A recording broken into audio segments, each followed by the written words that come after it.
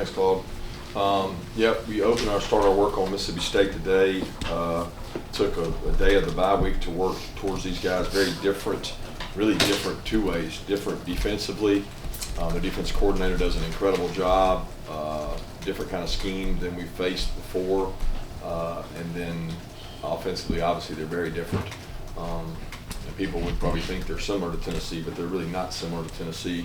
So it'd be kind of the third week of facing a different kind of offense in terms of what they do offensively, and very few of our calls and schemes carry over from one week to the next when you play this offense. So it's a new challenge for our guys, and our guys will be excited about getting ready for it. It's an extremely tough place to play, a place I've been many times. Their environment is electric. It'll be at night, and their guys play really hard, and they're really physical. We saw that a couple years ago here at home against them. I guess that was in the COVID year. So. Kirby, you mentioned that game a few years ago here in Athens. What is different about this Mississippi State offense from that game to this one that you've seen on film? Well, a lot more experienced quarterback. That was the kickoff for him, and he played really well in that game, and kind of got a lot of confidence. Playing against us, and he's I don't know how many games he's played since then, but a lot. He's broken a lot of records. He's very intelligent. He doesn't make mistakes. He uses Coach Leach's offense to his strength, and they understand, very similar to last week, triple options. They know who they are. They have answers for what they do. They're usually one step ahead of their answers than you are, because you don't play against it but once a year, and they do it all the time. So they have exposure to everything every defense has tried on them, and their quarterback's very experienced, and that's the biggest difference. Defensively, they may not be the same players they were, because a lot of those guys are gone. They are extremely physical, disruptive. Defense coordinator does a great job. Zach Arndt does a great job with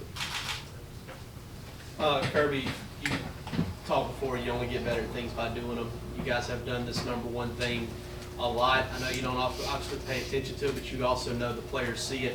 Is that kind of another muscle, like that composure muscle you talked about over this week, that your team has learned to be able to flex over the years of being in this position to block that out? We just don't talk about it much. I mean, they understand it's wasted energy when you talk about it, and you guys want to write about it, do all that. You just focus on Mississippi State and what do we have to do to play well against them? What do we have to do to play well on the road in the SEC? Those are the focus. That's nothing but a number and a distraction, and it's irrelevant. It just doesn't really matter. So I don't, they see it, but they don't get it discussed around here, because I think the more you talk about it, the more attention you bring to it. Kirby, talking about Mississippi State's offense, they're averaging right under 49 attempts per game. What is the mindset got to be, especially of the players in your secondary, knowing that they're going to come out and throw it as much as they do? Well, you'd be mistaken if you think they're just throwing it, because they've got some really good backs, and they're really physical up front, and they space you out. There's more gaps in the run game. They've really gashed some people running the ball this year, and I think that's the biggest difference, is they are committed to running the ball and being physical up front. And people have the wrong demeanor when they go to play this team, that, oh man, I'm going to go out here and pass rush and get all these sacks. They're not going to let you do that. Number one, they pass pro really well. Number two, they run scheme really well, and they got good backs. So it's not going to be a deal where it's just all about the secondary. The secondary's got to play well every week. Coaches, you've had an update on Robert Beal. Yeah, Robert had a stinger, and it feels good. Hopefully we'll see. I mean, I hadn't seen him today, but feel good about him being able to play. I guess other injuries, AD, Truss, and Mims. Any updates on those guys? Yeah, the update is we're hopeful to get each one of them back this week. Kirby, you got a lot of second-year guys on defense who are obviously starters, contributing a lot. How much happens from the true freshman year to your second year that is in development, and how much of it is still relying on pure talent and instinct? Well, we recruit based on talent and instinct and, character and things like that, but you develop everybody that comes here. So when they come, they become part of the development. We teach our scheme. We teach our scheme in the spring. We teach it in the summer. We teach it again in fall camp, and then we teach it throughout the season. And the more you teach and the more you expand someone's brain, the more information they can handle. And we try to push the limits of the expansion so that they can hold more and they can do more. And it doesn't matter where they come from, when they get here, what age they are, what their rating was. We just take the guys that choose to be a part of it and we try to develop them. And whether you're first year, second year, third year, fourth year, you can get better. I mean, NFL scouts come, they want to see a player get developed. They want to see him improve. They don't say, well, your juniors are all good. They're ready to go. No, there's a lot of things they can get better at. There's just more things that our first year and second year guys can get better at. And we try to practice in a way where the young players get a lot of reps so they're ready when their turn comes. How do you go about creating a both physically and mentally tough team, especially in a day and age where players do have more freedom and can possibly enter the transfer portal if they don't like what they see here? Yeah, we hit mentally tough and physically tough. We hit a lot, so they get that speech before they come, because I don't want to lie to them. So I tell them we're going to be in pads Tuesday, Wednesday, Thursday, and we're going to be physical, and we're going to practice physical. We're going to be physical in the spring. We're going to be comfortable being physical. So that's agreed upon when they come. Coach, how much did Jalen Carter actually end up playing in the game, total snaps wise? I don't know. And his impact on the game, just what did it bring to the game? And lastly, was that I'm sure you've looked at it several times since then. I have too. It looked like that was a safety. I don't know what they saw there, and how bothered were you about that particular call? Does it matter? No, it does not. I'm worried about Mississippi State, to be honest. Jalen question, it's I don't know how many snaps he played. I didn't check it. We count them. We do production. We have how many points he made. He certainly was productive in terms of tackles, calls, fumbles. He was the first time this year. I wouldn't even say that 100% help. I would say first time this year he was above 90, 95, because on the very first play of the game against Oregon, he took a tough ankle injury and has not really been 100% since. And he's committed to getting back, and he's worked really hard. So I don't know how many snaps he played. He didn't play perfect, and he needs to get in better shape to be able to play more snaps. But he has taken ownership in working on that. That was the big thing for him coming into the season, is how good a shape can you be in to play a larger volume of snaps? Well, we've had this great fortune of getting a lot of dudes ready around him because he hasn't been there. So it's like a luxury to have him back and have him playing well. He still has a few things he's got to work on in terms of playing the right way within the plan, but he played really well the other day, and we need him to continue that. Yeah, Kirby, what are some things your defense can take moving forward from a Tennessee game in terms of those things we were talking about the other day, buying into the plan, limiting explosive plays, that kind of stuff? Oh, they can maybe get some confidence from it, but it doesn't carry over. Like there's nobody will play these next 3 games of the regular season that's really like that. It's just, when you watch the tape, it's different. It's very different. Yeah, Kirby, 2 things. One, Kendall Milton reemerged. How important was it to add that depth to the backfield? And then 2, before moving on completely from that last game, we hear so much about hurry-up offense. Can you comment more about your hurry-up defense? Because I don't believe there was ever an issue with your substitution or them catching you in the wrong personnel. I might have missed that. Yeah, Kendall Milton has worked his tail off. He practiced much better last week, although I wouldn't say he was 100% last week. He practiced much better. He got better as the week went along. He felt more comfortable going into the game. We felt like he was going to be able to help us if we needed him to.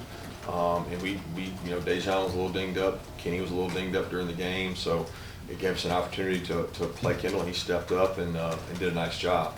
So I'm hoping that Kendall can get back to 100% this week, because we need him and the others for the stretch run. So as far as the hurry up stuff, I mean, everybody has a way of practicing for it, and there's no perfect way. So you do the best you can with it. It's hard to simulate. Kirby, how did you evaluate Devin Blood stepping in as a starter, and then with Warren Erickson, keeping him engaged, when he hasn't been playing as much? Obviously, he was ready when the year. Yeah, Warren does a great job preparing each week. He's a guy that can play all the way across the board, all 5 positions. He's very versatile. He's very experienced. He's a leader in that group. He commands respect of the men in the room because of the playing time he's done and really the way he works. He has an extremely valuable role on our team starting on punt because he makes a lot of calls for our punt team, and he does a tremendous job with that and in his versatility. But Devin did a good job. I challenged Devin to play with more confidence. He's got to play confident and play like a starter, and he really gets good movement on people, and his size allows him to do things. He can recognize some things probably a little quicker, but you could tell he came out with a demeanor of playing physical, and I thought that's probably what he does best is play physical.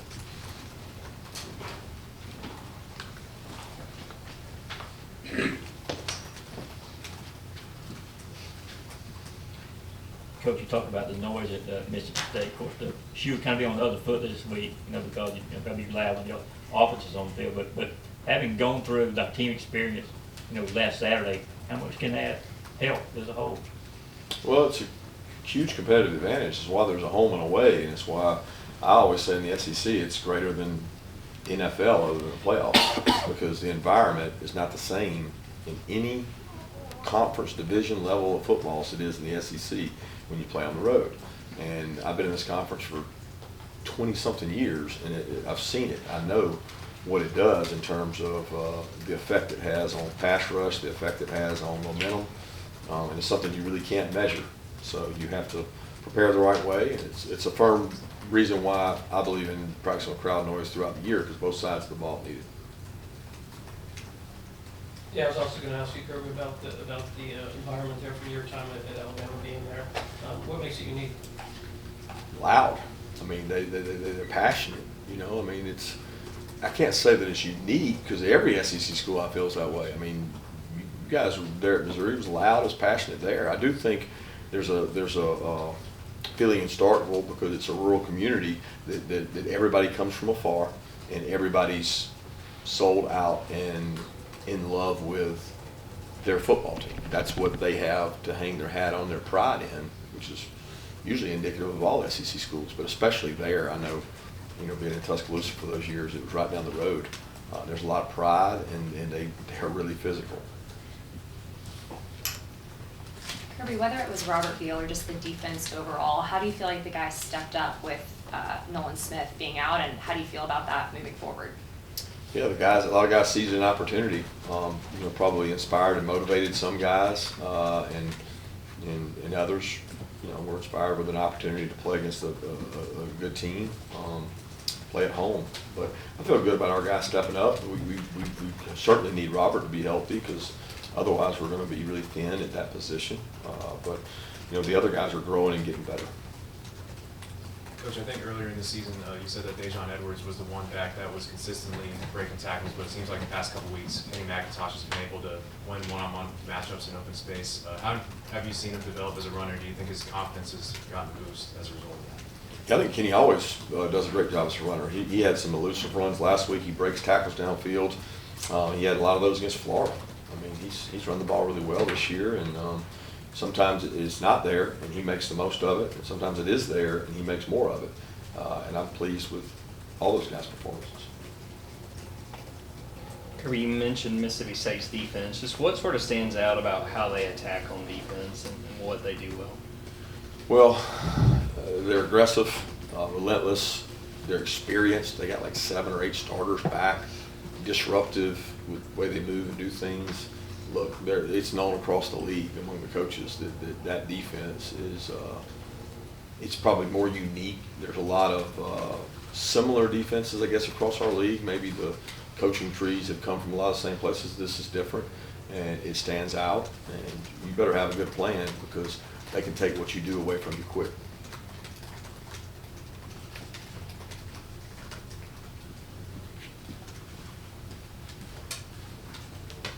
You you mentioned this a little bit Saturday night. I thought you said something like it maybe took the air out of it a little bit more than you would have liked to in retrospect, the way that game ended this past Saturday. Was that more, well, let me ask you straight out. Did you feel like you guys finished the game the way you wanted it? Did we take the air out of it? Yes. But Yeah. did I question doing that? No. Not based on the circumstances. Right. I certainly didn't intentionally question that, 'cause I think that was the play in that moment because the conditions changed. And you gotta be smart when you're coaching. It could be wind, it could be rain, it could be anything, it could be an injury. But you gotta be smart when you see two exchanges with two guys, their backs never, hardly ever do they fumble. And our backs very rarely do too. And when you see two things happen back to back, talking about Branson's and theirs, changes the way you think about it a little bit.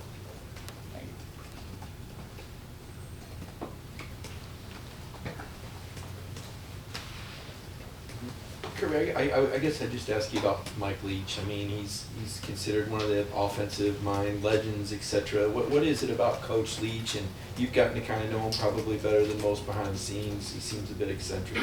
Does he like that behind the curtain as well? And just kind of your thoughts on his offenses and who and what he is.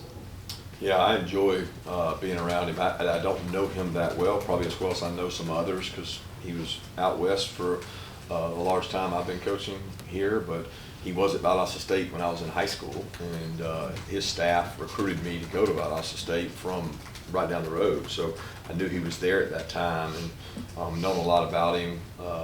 And followed his career because of Coach Hatcher and because of the air raid kind of family. But got a lot of respect for what he does. He's evolved too. He's not stayed exactly the same. You know, their backs and their commitment to the run has been, you know, different than the so-called just air raid.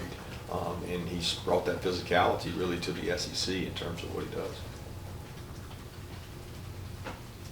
Kirby, you mentioned about the weather in the second half regarding the fumble, I guess, but is there anything else when you guys are watching film and you look at the number of fumbles you have that you want to emphasize with the players in terms of coaching points? Ball security. It's really important. You guys last week, it was such an emotional game, #1 team, and everything that went into it. How do you battle against the letdown and keep the same standard, you know, that you guys are used to? Well, you do that by, no matter who you play, you have a process, and we're not going to go do anything different today than we did when we played Vandy, Auburn, Kent State, Missouri, or anybody else. Because when you treat it different, you make it different. So that's not what this program was built on. We do it week to week, and we worry about the opponent that week. And it's not what you want me to say, and not what you want me to write, but it's true. Coach, you spoke a little bit about Javon Bullard after the game the other day, but after looking back at the game of film, anything else about the performance that jumped out at you?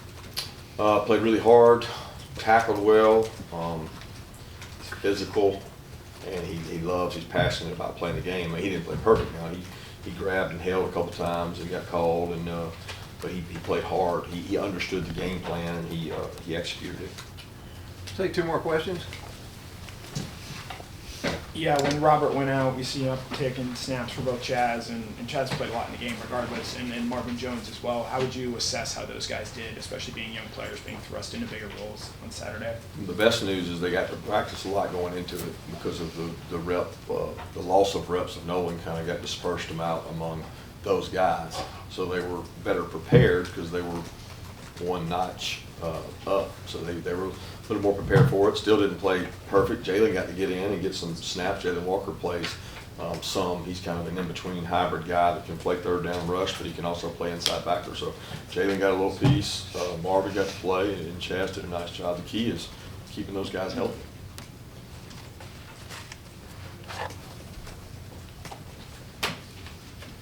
Coach, I believe you said maybe after the game, whenever that maybe some of your guys were kind of battling through the flu last week.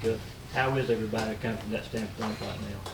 Yeah, we've got the Warren Bretts. A couple guys have been battling the flu, went into the game that way, and a couple of them tried to push through. A couple walk-on guys that were out, but we had 2 or 3 going into the game that we were worried about. They seem to come out all right. I haven't seen them today, but I'm sure they'll be fine. Thank you.